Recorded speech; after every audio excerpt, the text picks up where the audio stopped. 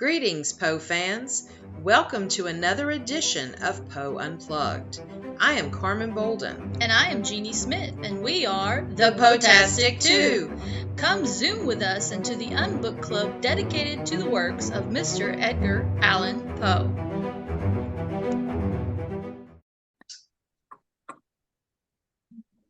Good evening, everybody. Welcome back to Poe UnPlugged. We're so happy you guys are here, and hopefully everybody has had time to either read for the first time or reread Never Bet the Devil Your Head. So I'm anxious to hear about everyone's thoughts on this particular Poe tale. So does anybody want to start? I guess I will, because I just want to get it out there. I absolutely love this story. I think it's pure gold. I feel like every word he says, I'm smiling. It's just my sense of humor. And I just think like the writing in it is just so fluid. It's just, and it's a lot of fun. I mean, he doesn't like the devil, and they're thrown in there in a fun way. So I just love it. I think he did put a lot of his personality and opinions in the story. Yes, absolutely. It was definitely a Poe opinionated point. Yeah. I was trying to think. Too many P's. Yeah, a poniated. I was trying to put Poe in poniated. It was okay. That was not as good of a word as like apropos. But anyway, yeah, he definitely this was definitely a knock. I was gonna say Will beat me to it, really sticking it to the transcendentalist or frog pondians. Yes, absolutely. Every bit of this. Yeah, tongue in cheek and just his hatred of the transcendentalists, definitely. Which is kind of strange. Because if you look at the actual definition of the noun of a transcendentalist, it's the people that, eschew government, conformity, want to get away from it all, looking for that higher existence in that point of view, which in some things you can read Poe and see that he has the same ideas. He's not really a big, he's not big on religion, doesn't like, organized religion. But he also, it's like most of his works, in my opinion, he's looking at things from the opposite point of view, and it's not really conformity, in my opinion, with his writing. So you raised an important question. So, like, for me, like, I always feel like, obviously, Edgar Allan Poe is really spiritual, but I never really took away from him that he's, like, anti-organized religion. I mean, I know you guys are the experts, so, I mean, if you don't mind giving me some examples, because I guess when I read his things, like, I know he's very much, like, heaven or hell. He's kind of, like, I mean, he draws from both. He draws from the idea of, like, the Christianity version of heaven and stuff. Yeah, but I guess I just always assumed that I guess, like, that makes you religious in a way, because I mean, me and myself, I'm more spiritual than I would say I'm religious, but I don't know, I'd be interested to get some more on that. Well, when I use the terminology of organized religion, I'm talking about the structured area of church, having to show up on Monday, Sunday, mass on Wednesday nights, and having it very structured and organized to where you have to fit in this cookie cutter, in my opinion. Now, you also have to remember, I grew up Holy Roller Southern Baptist. So my idea of organized religion, there is no room for doubt. There's no room for bringing any other religion into play. You're not allowed to talk about any other religions because they are not out there. Even if you're in the Christian umbrella, because all the Protestants, all the Catholics, they're all under the Christian faith, but they will not recognize each other because Catholics are Catholics, and Baptists are Baptists, and Protestants are, and Lutheran and all that. So they each have their own strict organization of how things should be. So that totally makes sense then. Yeah. Okay. I understand that, because I was thinking, like, so when I look at Poe, it's not that I don't think he believes in spirituality or religion as a whole. I just think that because he brings in so many different, because he's bringing in polytheistic types of religions, instead of the all-seeing monotheistic with the, omnipotent of one God and one, he talks about all different faiths. So that's where I get it to where he, in my opinion, in his writing, he's not one of those that he only recognizes one religion as being above all. Does that make sense?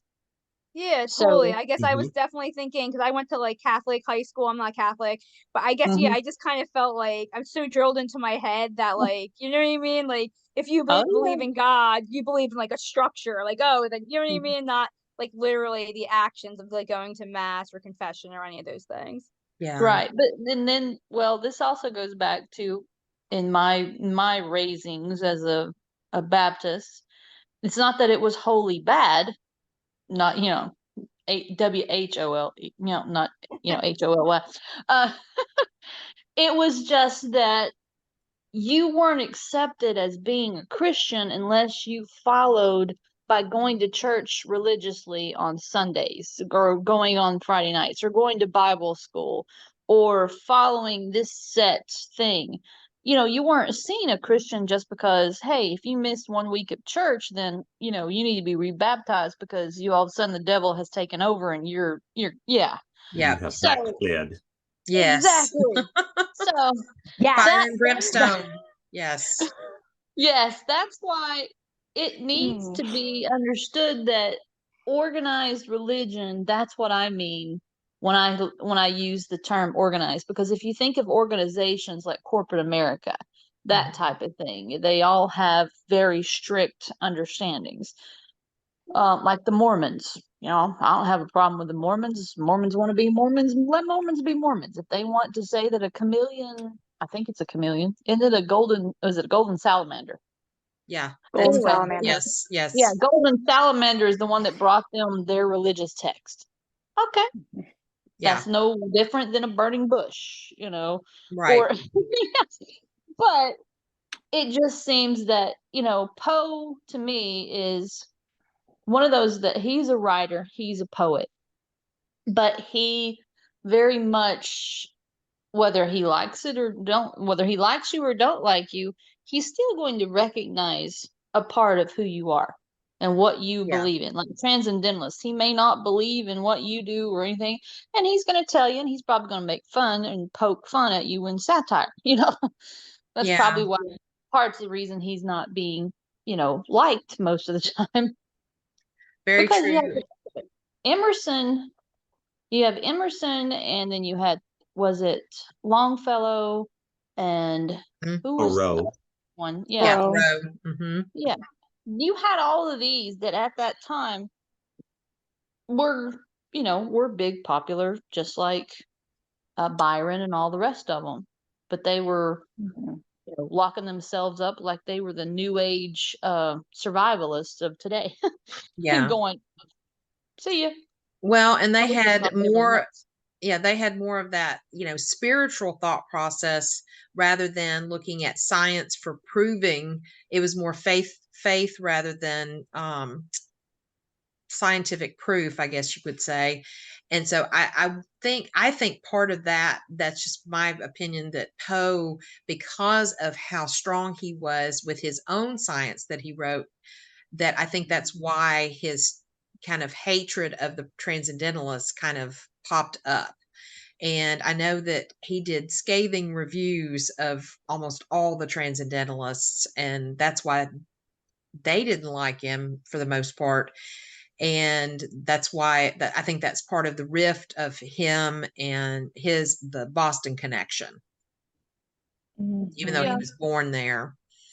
Yeah. but I guess the real problem that I have is that yes, transcendentalists, there's all different kinds of ways that you can talk about it, but they just believed in something more than, the five senses. They believed Yeah. on extra, and that's why when I think of Poe and I'm going, well, yeah, you would think somebody who likes to, locks people up in walls and, put hearts under planks, and because he very much, even though he doesn't come out, but he does talk about how he believes in a higher power. He does talk about God. He talks about the devil. He talks about, so I guess that's what really threw me in this story, is that yes, he was like poking, but I don't know if he was poking fun at the whole or if he was just poking fun at the people. You know what I'm saying? Yeah, The to your actual point, trans and Jeannie. things. Yeah, to your point, you're right. Like, I totally agree with the sense of like, because I think it was in the article he wrote about what makes a poem a good poem, and he talks about Lord Byron. He talks about all the things that poetry should be, like drawing from nature. I know he gives like a quote where it was actually, I think it has something to do with trees or like sorrow or something like that connection with the transcendentalist. Actually, it was about like connecting with things around you to understand like your purpose in life. So yeah, to that point, Jeannie, absolutely, he did share a lot of those same values for sure. Yeah. So and that's the thing that I feel that in this story especially, it's a love-hate relationship that and and what really gets me is the very beginning when we're talking about damn it. By the way, I love these names, Yes. Love Very the clever. names. Damn it. Yeah, damn it. But what's so funny is he makes out a as being the curse word of everything. But damn it's not the curse word. But I mean, in the very beginning where he's got like damn it was flirting at 3 months old? He was flirting with all the female babies, and then he was gambling at 6 months. Or I'm thinking, dang. And this baby gets around. Okay. What I really like too, with going back to the very beginning with describing Toby, damn it, whatever you want to refer to him as, that he was flogged by his mother, and it was done wrong because she was left-handed, which is devilish. And so, because of that time of the superstitions of left-handed people, and it's like, not that he was flogged as a baby, it was, no, he was flogged wrongly with the left hand. I thought that was really really funny. And right, cheek. I love it. Punk rock. Yeah, let's go to the punk rock era. Yes. Will says inventing the name Toby Dammit was as if Poe had astral projected to the punk. Yes, love that. Yep. Well, and as I was telling Carmen also, in some ways you could say that he was throwing shade back at Boston because of Southpaw. Because Southpaws left-handers, that's what they call them. He probably was.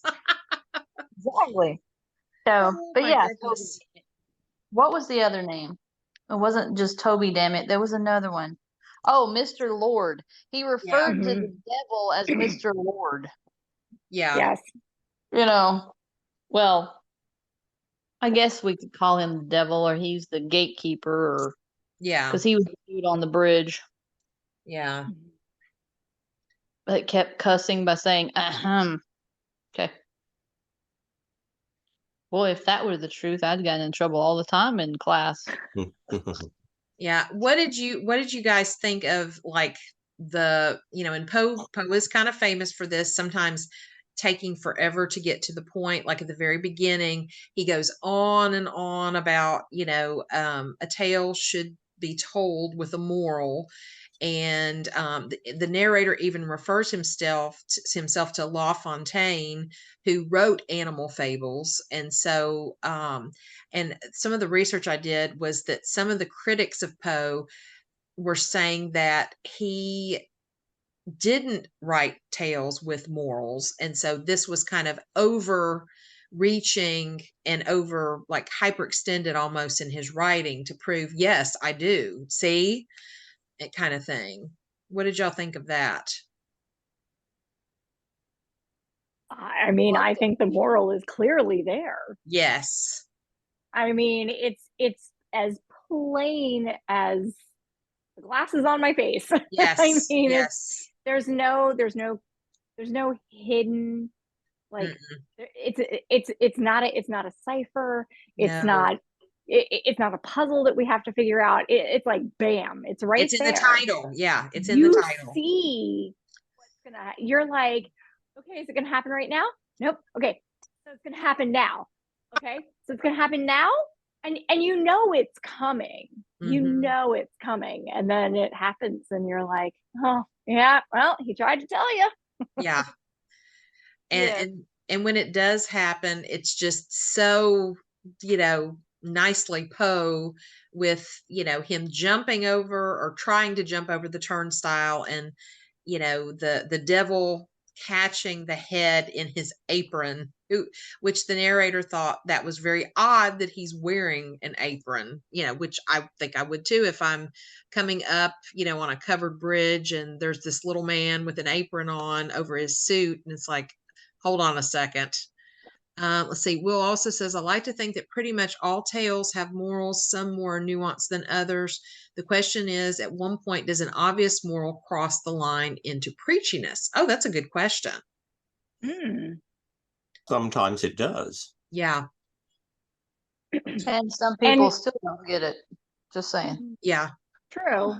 And that is in the case of this character, because clearly the narrator, unnamed yet again, is going on and on about, do that, you shouldn't do that, you shouldn't do that, know. And he keeps trying, and he's like, nah, I'm gonna, I do this, I do that, and I can do that, and I'll bet the devil in my head, and it's like, okay. But yeah. And in some ways, I think that's also another indication that when you try to preach to someone and try to tell them the things and not to do certain things, that it comes down to where most people, and I've had this happen, I would tell it to my kids in class, that you just have to let people find out for themselves. And sometimes you pray that it doesn't go awry, but at the same time, some people just have to learn by, accepting the consequences of their actions, knowing that, Will, go ahead.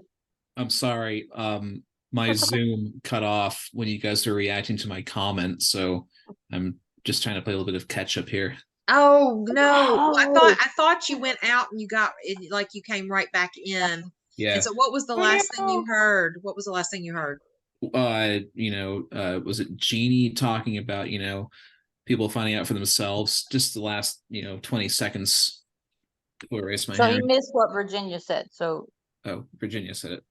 Yeah, no, I said that, but what Virginia said before that, what I was talking about, you missed probably. Yeah. Do you remember what you said, Virginia? Good question. You had to do the whole thing over again. My name again. Yeah, we're just saying about how preachy he was, but he kept saying like, stop doing that, stop doing, yeah. But and it happens, he kept trying to say it and he, damn it, just kept ignoring him. And then of course, there you go. So in some places that did get preachy, but I think it's because, and this is just my interpretation of it, he really cared for damn it. Damn it, I care for you. I'm sorry. Right. I've been wanting to do that all day. Yes. Well, to me, they were the total opposites attract as friends. I mean, he was the narrator was the moral upright, you shouldn't be doing this. You're going to regret it. And damn it was all the evil things, and that's why the transcendentalists wouldn't pay for his funeral, because he was an evildoer seen as that. So, I think it's the perfect storm of, I'm sure that the narrator wanted to say, I told you so. Yeah. To his suspended body with no head that lived for a couple days. Well, I mean, in some ways, he kind of did get his last word in, because damn it, without his head, it took him to the homeopathics, and then he still, he even says he still refused anything they tried to do. And I'm thinking, well, it's kind of hard to convince anybody if they don't have a head, but okay. But at the same instance, it's like even with his head cut off and losing the bet, he still refused to accept that what happened. And That also goes to the whole point that some people, even if you do try to teach them morals and you do get a little preachy, people still don't get it. It just goes right over their head, pun intended. Okay. But but I also think in this story especially, it gives me, okay, I'm going to throw this in. The little devil and the angel that always sits on the shoulders in the cartoons, Mm-hmm. you know, because that's what I felt with Dammit and his narrator friend. Yeah. Like one was the angel, one was the devil. And then you had Mr. Lord, who was lording over them and waiting to come in and say, all right, now put up or shut up. And that's, you know, that's what the I got from there. It was time, you know, it's time. Put up or shut up, buddy boy. Yeah. So I did get he did get long-winded at the very beginning, especially when he was writing in French and all that. And I'm going, really? Really? It reminded me of The Premature Burial. Both of them start out more like one of his nonfiction opinion pieces, articles, and then suddenly turns into a plot. Yeah. Yeah. And, you know, you kind of wonder what he was. Was that the whole intention when he wrote like both of these tales? Did he have that in mind, or did it kind of evolve into fiction? You know, you kind of wonder. Well, in some instances, I think he starts out with his snootiness. I like to call it that, because it's just he's trying to let off steam, and by showing that, you know, he might have been mad at somebody, or he's really frustrated about something, and he's just wanting to, you know, really show that he is smart, that he does have, you know, this level that, and then it goes into the story. So it's like part of it, I think, is his own demons coming out at the very beginning. Yeah, Will says going into fiction to perhaps avoid confrontations with real enemies. I mean, in some ways, that's the best way to avoid conflict, is to get it out on paper and then let it go. So some people dance it out. Eddie wrote it out. Yes. Yeah. You know, and I think about the other art forms that people use their emotions to get out on canvas and paper and everything. What were you going to say, Dr. Jeff? Yeah, William Somerset Maugham was like that too. He said that his catharsis, his therapy was writing it out. That's why he wrote Of Human Bondage. He said, you know, if you have to expel something or purge something from your psyche and from your problems, write it all out. Yeah. Yep. Right. That Yeah, does, I mean, that makes perfect sense. Yeah, because I mean, I think people even journal, you know, to get their feelings out, their emotions of whatever is working on themselves or working like at Virginia you. said, she dances it out. Some people use exercise. Some people When I'm use allowed. when you're loud, when you're caught, you know, hurting yourself. You know, some people use their art forms, whether it be photography or painting or, you know, writing, sewing even. So, you know, all those different avenues are there. That and sometimes that's what I get when I read some of Poe's, when he love the background. Yeah. Yes. I love his background too. Van Gogh. Yeah, the Van Gogh. Yes, the Van Gogh. Yeah, speaking of Van Gogh working his mental challenges out.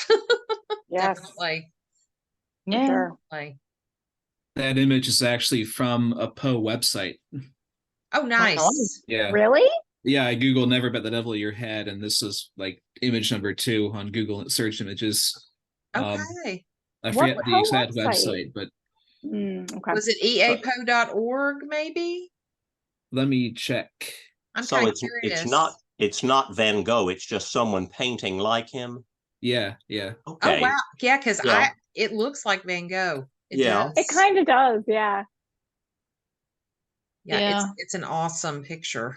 Oh, it's from the Poe Museum Okay. Yeah. Okay. Oh, Nice. Yeah, it is. It's really nice. And Carmen, what does your calendar say? The Spita? The spectacles, there's a glare from the light. My husband right now is sitting reading on what we call the veranda. It's our screened in porch. And so there's a light coming in through. I've got big like picture windows where this is like my studio, I guess you could say. I call it my craft study. And so it's over here on the light is giving it a glare, but yeah, this is from the Poe Museum. They do a cat calendar every year with Pluto and Edgar. Edgar, thank you. Of the Poe Museum cats who live on property or visit on property every day. And so they do photoshopped images of them with all of Poe's stories and poems, and I get it every year. And Jeannie gets one too as a Christmas gift from our cats. We give it from cats to cats. Yeah, it's from her cats to my cats for Christmas. Yes. Yeah, but it's the spectacles. Yeah, which I'm sure we will read down the road. It's a good one. I love that one. You like that one, Holly? Yeah. Oh my gosh, it's one of my favorite. I love the bizarreness of it. It's great. Well, Carmen and I were discussing, especially at the end, about the covered bridge, how there was a lot of alluding to like Washington Irving's Sleepy Hollow, the Headless Horseman and everything, about the bridge and about the different things. And we're like, well, because it was written when he was like, what we say, Carmen, 11? Around 11. It came, he published it in 1820. And so I found a couple articles, and for whatever reason, I thought I bookmarked them on my computer. Then I checked my phone and I can't find it. I'm going to have to dig. But someone had written an article comparing and looking at some of those things like the covered bridge, just being in the woods, the devil walking out is reminiscent of the Headless Horseman. And it's like, now Poe didn't steal the story at all because it's very different, but those elements probably inspired him, possibly. I mean, and I think there's some really nice connections. And, kind of with, the start of spooky season, I was like, it makes this story really nice to talk about right now, even though it's really not a horror story. It's really like political satire is what Jeannie and I were talking about when you really get right down to it. And farce, Yes. He can still reason and resist even after his head is gone. Yes. Yeah. That was bizarre. That was so bizarre. I want to learn that trick. Yeah. Yeah, me too.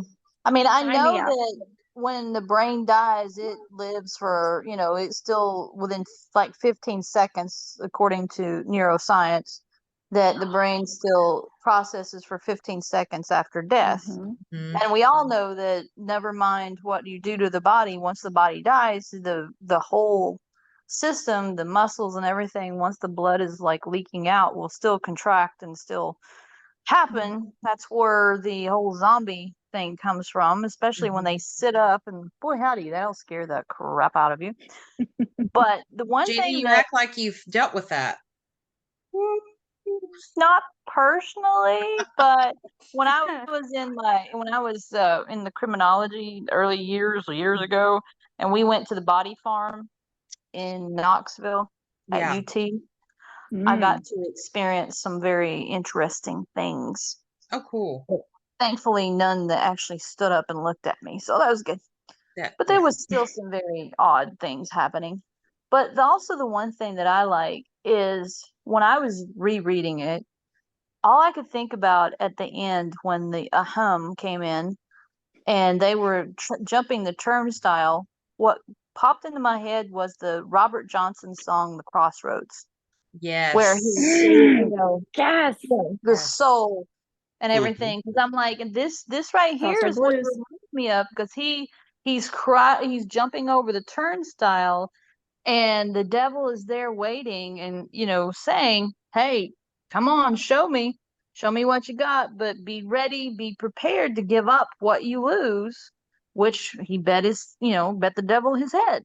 Mm-hmm. So it's like whenever you make a deal with the devil and he had to pay, you got Charlie Daniels, the golden fiddle and all that wonderful stuff. Yeah. So, but yeah, Robert Johnson, I love him too. He's one of my favorites. Oh yeah, he's amazing. And my husband and I just watched that movie Crossroads because he had never seen it. Did you? And yes, and I had seen it years before, but we had just gone to see Steve Vai here in Nashville, who's the devil's musician in that movie. And so I was like, I cannot believe you have not seen this movie as much as you love music. So we sat down one night and watched it, and he loved it. And Jeannie, you're right. This does remind me of that now that you say that.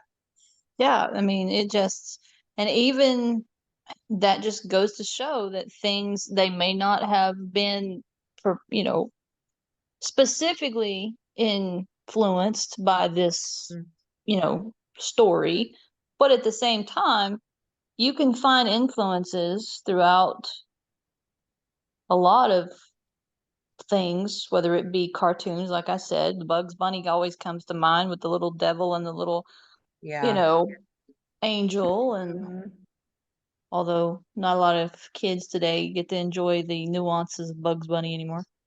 That's true. Well, Leghorn, and a TV show that I have not watched yet, but I've heard it is fantastic, is Good Omens. That reminds me of the devil and the angel. Virginia, have you seen it?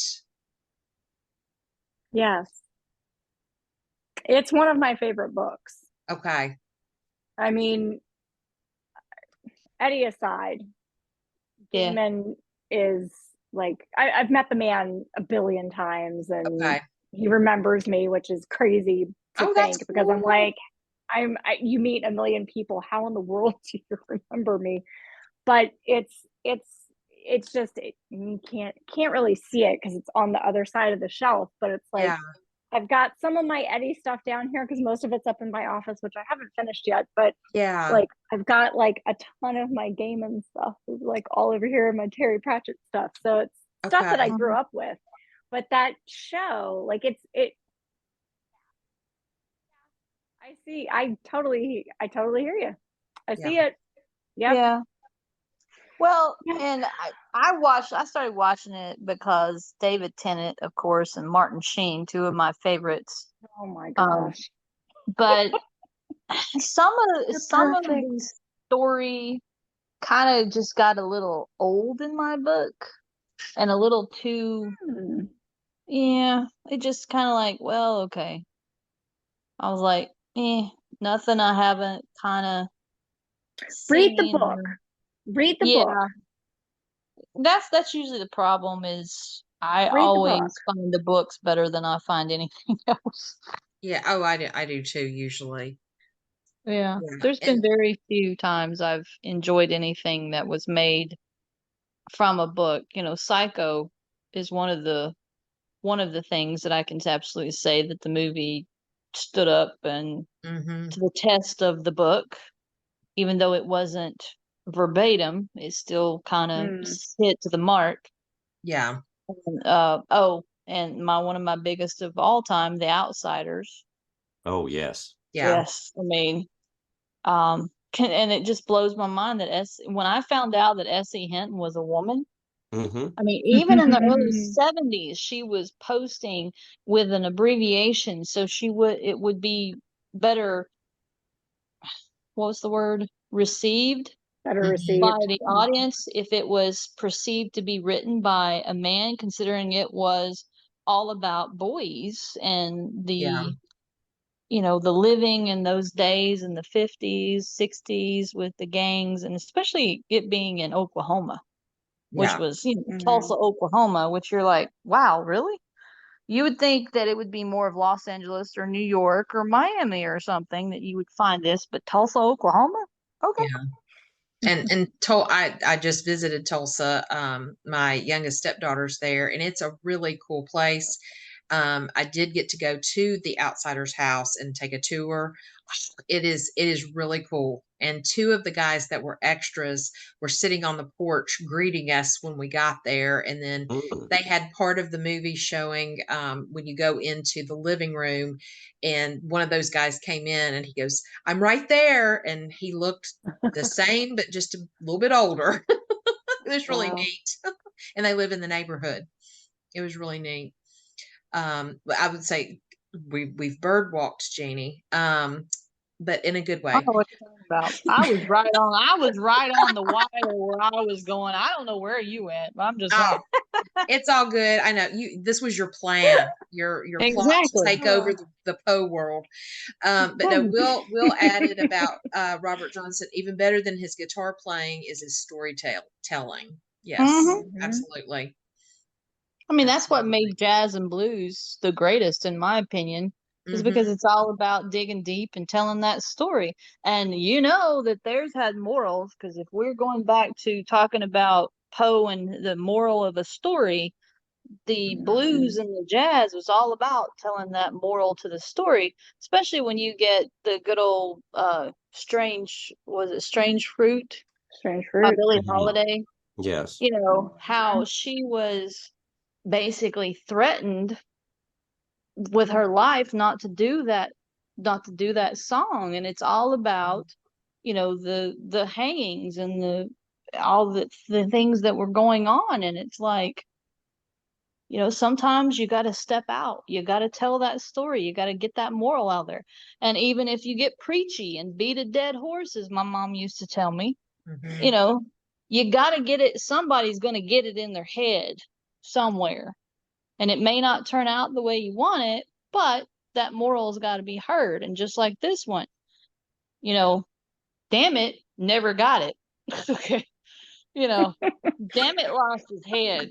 And that could be, it was both literally, but you think about it figuratively. He lost his head. He got a little too big for his britches, as my mama used to say too. And probably needed more than a southpaw to swipe him. You know, I mean, he was gambling when he was 6 months old, so come on. That's true. He was gambling from the beginning. Yeah, and then the mustache. Like, where in the world, dude? Really? I know. Why, you know, I was just, really? Where'd you come from that? Woo, okay. One of the things that I was thinking too, kind of connecting back to the Transcendentalist with what we're talking about with when he lost his head, was that the devil, you know, was like, you know, you're going to transcend, you know, above the turnstile, and just, you know, again, that nod or knock at Transcendentalism. But it was like, to me, that was kind of a metaphor for Poe basically saying, if you fall into the world of Transcendentalism, you're going to lose your mind. I kind of felt like that was, you know, Jeff, did you get that too? Yeah. And kind of like, don't fall into that path, because that's what's going to happen, and you'll never come back. Yeah. Well, I mean, that's true. One thing I got was Poe insulting the pigeon? Because when he was talking, oh I'm yeah, like, dude, stop insulting the poor pigeon. You know, come on. Now, I was gonna say, now you're mentioning pigeons with that. It's like, you know, at the end of Nikola Tesla's life, he was obsessed with a pigeon. And so we have one scientist out there that loved pigeons. Exactly. Sorry, I'm bird walking now. I'm bird walking now. And that was very much pun intended. Yes. All right. Other thoughts on the story? Anything else you guys thought of or liked, didn't like? Well, have you all seen the 1968 movie Spirits of the Dead? I have not yet, and you had told me about it not that long ago, and Jeannie and I are planning to watch it. We just haven't had a chance. Yes, it's very strange, but very good. A trilogy of Poe stories, directed by 3 different directors: Roger Vadim, who was married to Jane Fonda at the time, and she's in his segment, and Louis Malle and Federico Fellini directs the Toby Dammit segment, which is my least favorite of the three, because it's a Fellini movie, but it's not really the Poe story. It takes place in the then present time of the swinging 60s, and the character is an alcoholic movie star, and he's gotten a brand new sports car, and he keeps seeing not the little man, but a young girl. That's the form that the devil or the specter takes in that movie. And then at the end, he's racing his sports car, and goes over a bridge that's still under construction or something, and his head is taken off.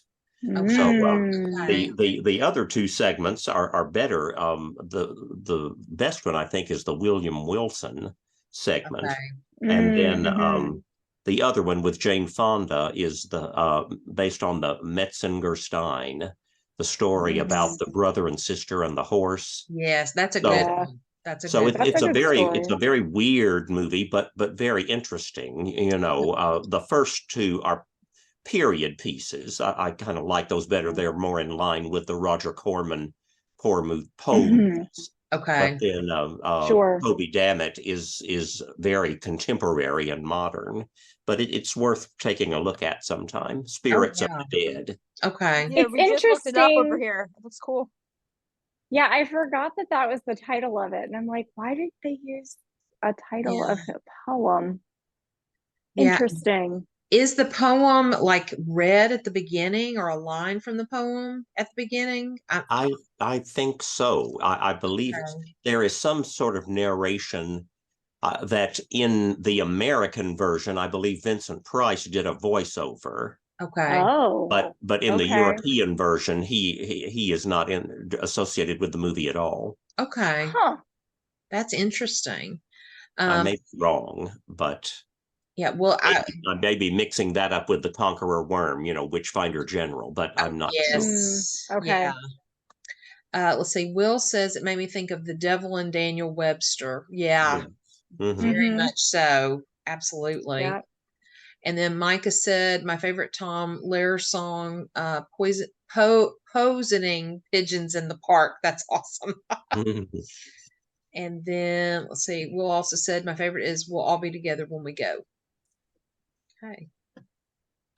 There was something else I had thought of, and it just escaped my brain when we were talking about that. Kind of with what we were talking about, with Poe going on about every tale should have a moral. Do you feel like many of his stories didn't have morals, or like, is this one of the few? Because I was trying to sit here and think about that. That was popped in my head while we were talking. What do y'all think? I think you can make for me personally, I can make a moral out of anything. I mean, so for me, it's like, it depends, like, how deep do you want to dig? I mean, it can even be like not even a moral, like a lesson, like, like Tale Tall Heart. You're crap together, so you don't rat yourself out. You know what I mean? Like, it could be something, like, where it could be like more heartfelt. Yeah, I mean, there's a lesson to be learned in Hot Frog. There's a lesson to be learned in The Mask of Red Death. There's a lesson to be learned. I mean, there's, you name it, you can find a lesson in I agree lot with of the y'all. stories. Yeah, I totally agree with y'all. And so it just, I don't know, I guess it was kind of interesting just reading what I read about that the critics really didn't feel like he was doing that, and I just feel like, yes, you can. And I actually just finished teaching narrative writing to my freshmen, and that's the one thing, again, the state, the way they score it, I teach more than just we have to teach to the test, but because I want them to be good writers. But the one thing that we've focused on a whole lot is you got to have a reflection, which goes back to theme, and it goes back to what lesson are you learning from this? And so I haven't gotten to read their essays because they just finished them. They had to read 2 passages about Nellie Bly and write on the perspective of Nellie Bly in one day of traveling. And so just from some of the ones I've just looked at periodically, they look like they've been very creative. So it's going to be fun to look at these. But Will said, I'm suddenly curious what the moral to the haunted palace was. Oh, Interesting. I'll get back to you on that. However, I do feel that I feel like if this tale came off preachy, it's because he had so many other stories that did have a lesson in it that wasn't spelled out for you. It wasn't like, bam, in your face, this is the lesson. You know, it was something that as you're reading it, you're like, oh, yeah. Oh, we don't want to do that. You know, we definitely don't want it. No, that's not a good way to behave. No, that's something you don't want to do. You know, like, Yeah. it's Well, not you so. also have to. Sorry, go ahead, Virginia. No, I was just going to say it's not so spelled out that. Sorry, I had someone trying to call me, and I had to. Oh, it's okay. That. It's all right. But you know, it just wasn't so spelled out that. I just feel like probably a lot of people, including his peers or his reviewers, completely missed the point. I think you're right. Completely missed it. Yeah. But what I was going to say is that also you have to understand, we being oh so different people with our life and what we grew up with, how we live, what we think, some of us may find some things in stories that others may not. I mean, most of you have been, unfortunately, on the receiving end of my wackiness when I can see things in certain areas that, you know, most people are like, what? You know, and I've always been that way because even my own family didn't know how to talk to me. It was that's because I was so different and so on, I don't know, the weirdness scale, I guess you could say. But at the same time, what one person's moral may not fit with someone else's. They may not need that lesson, so they may see something else. Oh, thanks, Will. I agree. I love your Will. weirdness, Jeannie. Yes, Jeannie, we're going to invent a weirdness scale just for you. Well, I would still blow it because nobody would never meet my level of weirdness, but okay. We'll just go with that. But yeah, I mean, that's the way, even with like the Haunted Palace, like one of my favorite, and Carmen knows this, my favorite of Edgar Allan Poe is his poem El Dorado. Yeah, she loves it. It is one, because it's always resonated in me, because I don't think that finding a pot of gold or finding the gold is what the end is going to be of, you know, my search to make me happy. Because it doesn't have to be a materialistic thing. Like my goal could be peace, could be just a set of yes, Will, I do remember that now that you said it. Yeah, you know, everybody is searching and reaching for something, whether, you know, it be a materialistic part, whether it be spiritual, whether it be transcendental, we'll go that far. But it's to me, each story hits the person that's reading it in a different way, and that's the one thing that Poe does, is he leaves a lot for his readers to just take what he, you know, what he's given them and do with it what it fits right for them, in my opinion. So I think so too. And I think, Jeff, you were about to say something.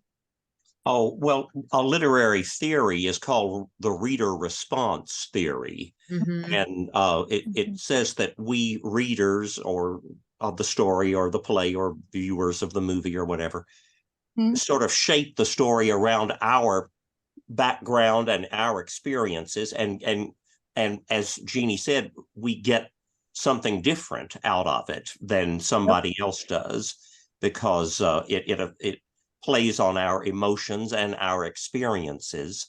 And we can identify with this part. Oh, she's like, this character is like me, or he did something that I would never do, or that I did. And so we sort of put ourselves into the action of the story. Yeah, that's a really good point. That really is, because sometimes, like when I'm reading it, I almost like think of myself as the narrator in a way, just because it is first person perspective. But at the same time, yeah, if there's something that I'm not like quite sure about, I'm like, oh, I don't think I would have done that. But then I think, what would I do differently? But I love that everybody does have those different perspectives. And sometimes we all agree on certain things, or we see the same things.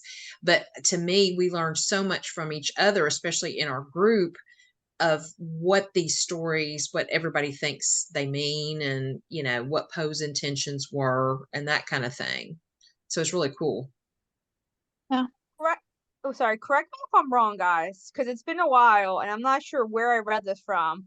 But didn't Edgar Allan Poe also say that why can't a story just be a story for the sake of being a story? That, that doesn't always need to necessarily have a moral for it to be a good story? Am I crazy? Am I making this up? I think he did say that at some point. Yeah. Yeah. Because I kind of always keep that, since I do the children's books, I always kind of think that in the back of my head, like, people want morals, but like, whatever just happened to like a cute story for the sake of it being a cute story, I'm always like, Edgar Allan Poe said it was okay, but I'm like, I don't know where it's actually from that he said it, but I felt like I read it somewhere. No, Holly, I think you make a really good point. Kind of like, I forget who this quote is from, but art for the sake of art. Yes, art for art. Yeah. Oscar Wilde believed that. Thank you. Okay, thank you, Jeff. Yeah, Holly, I think that's a very good point. And sometimes we do get wrapped up in what's the hidden meaning, because I really want to search for cryptograms within some of his works, because I think they're embedded. We just haven't found them all yet. That's just my conspiracy theory. Probably not. Yeah. But yeah. And some writers like Faulkner and Steinbeck have commented that people read too much into my stories. People dig things out of my stories that I wasn't thinking about or didn't put in there, at least consciously. Yeah. And I don't know if you guys saw Micah's comment about the Cask of Amontillato's lesson. Always keep a jackhammer in your back pocket, or at least a cell phone with good signal. That is so true. No, in that instance, it's like, turn around, stupid. Okay. That's all I could do in that story. Just keep saying, turn around, stupid, turn around. Yes. I mean, he's giving you an out. Turn around. Oh. But it just, But, I mean, you're right. Sometimes a story is just a story. However, that story is just a story could just be for the writer. It doesn't necessarily have to be for the reader. That is true.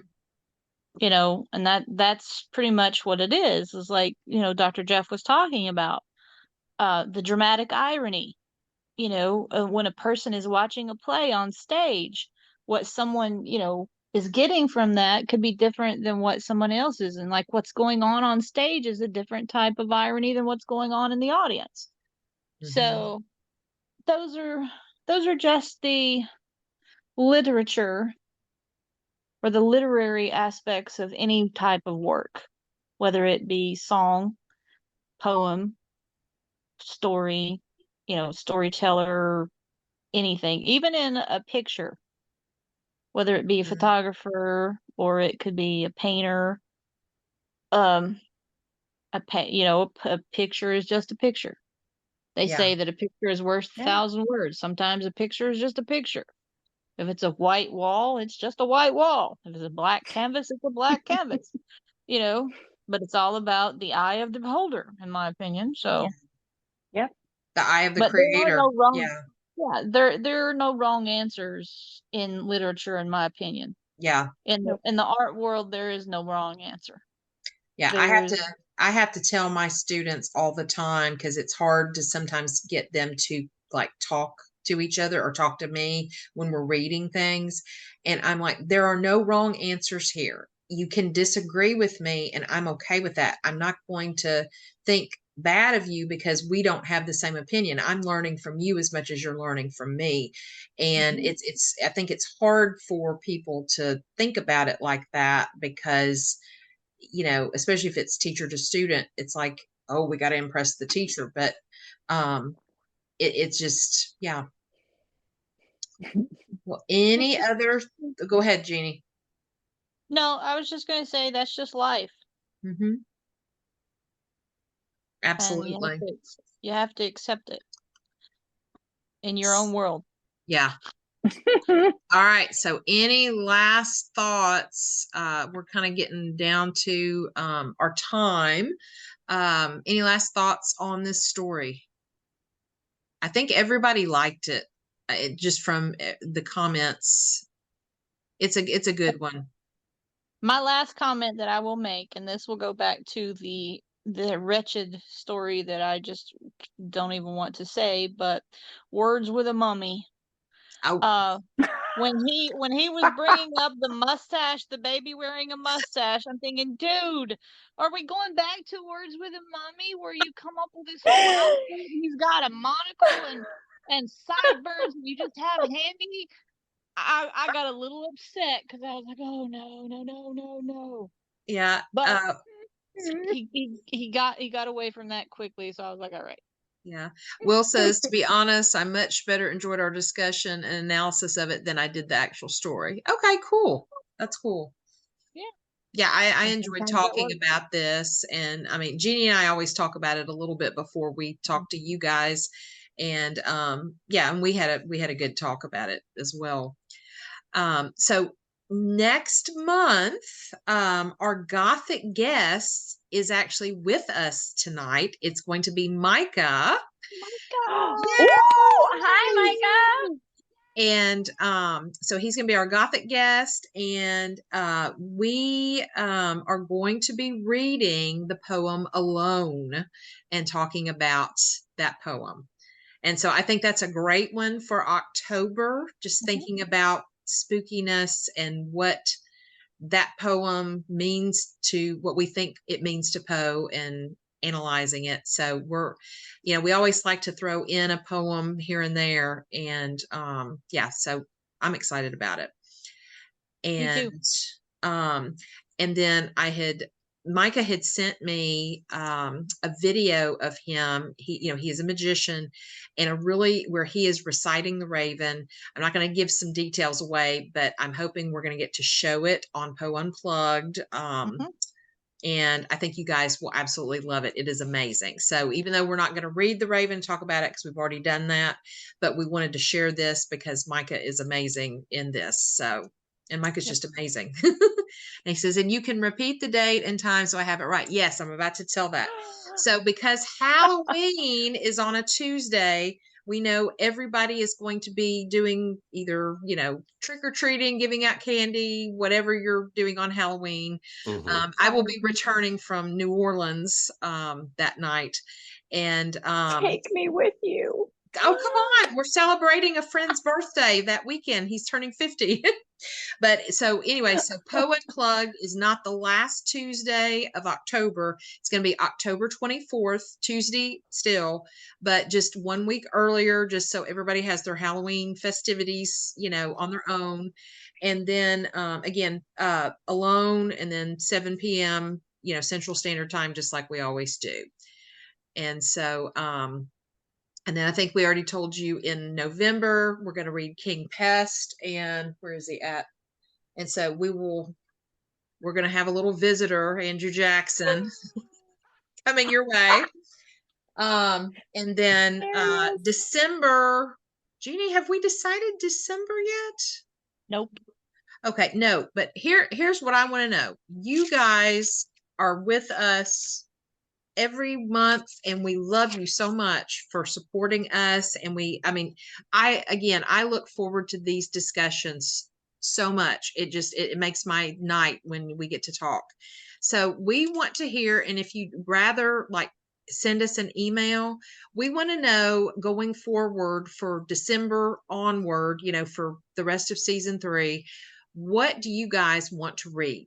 Because we've got thoughts. I would love to do like a series where we do 3 months in a row, maybe, or maybe break it up, of like the Dupin mysteries, more of the ladies of Morella and Berenice and that kind of thing, or more poems. Like, we want to hear from you. What do you want to read and talk about? So yeah, and maybe even, and here's a thought, you can bring it in on your own and like start the discussion and say yeah, why you chose that, and give us, you be the spotlight head for that yeah, Poe Unplugged. that would be awesome. Mm-hmm. That would be So, awesome. Some Words So, of the Mummy have a sequel. Oh, wonderful. Yes, that would make everyone happy. Jeannie, I think you should write the sequel. Oh gosh. Oh, I've already got it. It'll be 2 words. The end. Okay. Oh, Right there. I wrote it for you right there. The end. yeah. Thank you. Thank you very much. Yeah. So does anybody have any thoughts right now, or would you rather just email us and let us know? Yeah, think on it. They want to think on it. Thunk on it, whatever. Okay. So yeah, because you can get a hold of us. Don't worry.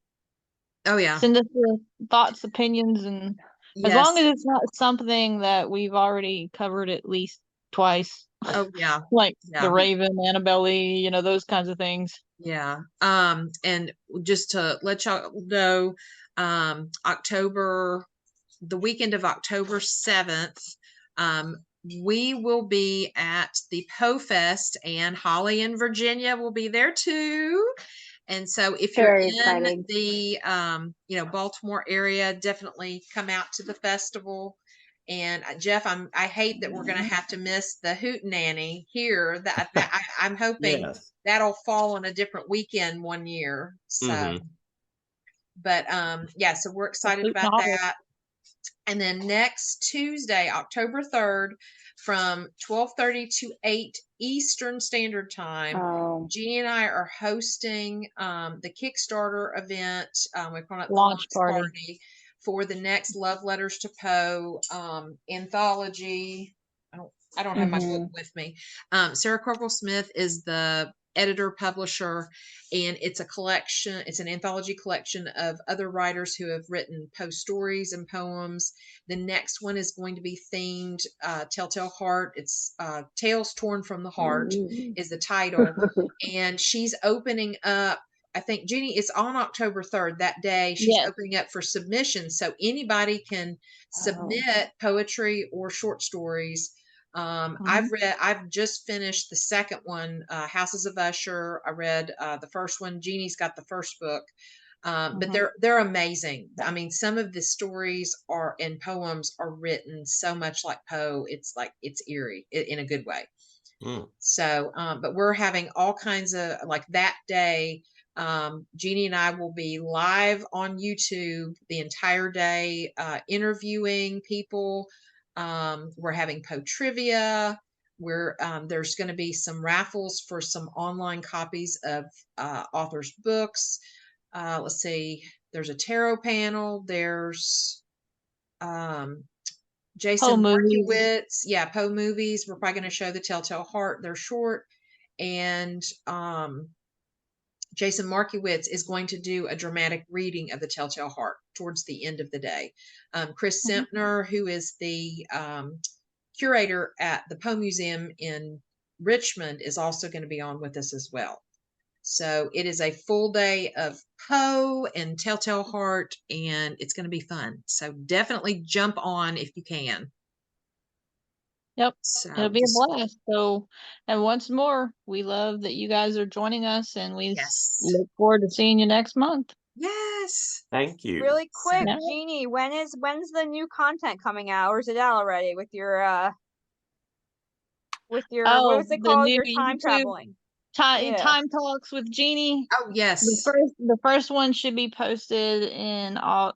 Well, I was wanting to get it this weekend, but barring some, medical reasons. I'll probably have it the middle of October. Yeah. Okay, cool. Yep. Yes. And it'll be yeah, it's going to be me. What can I say? It's Yes. me. Her chair is waiting.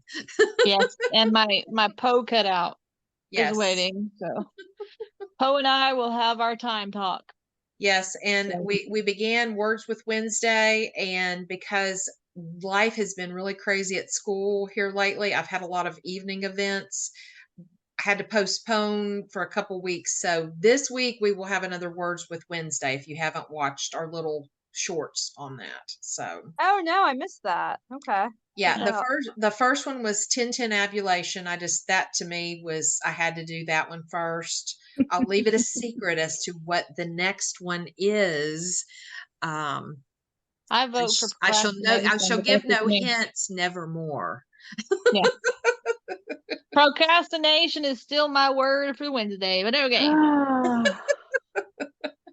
right. Well, I think we can stick another pin in our Poe Unplugged. Just make sure it's not electrical. Just saying. Oh my goodness. All right. All right. Thanks, guys. It's been awesome. Yeah. See you next month. Thank Yep. you. All right. Bye. Bye, everybody. All right. Bye. Bye, everybody.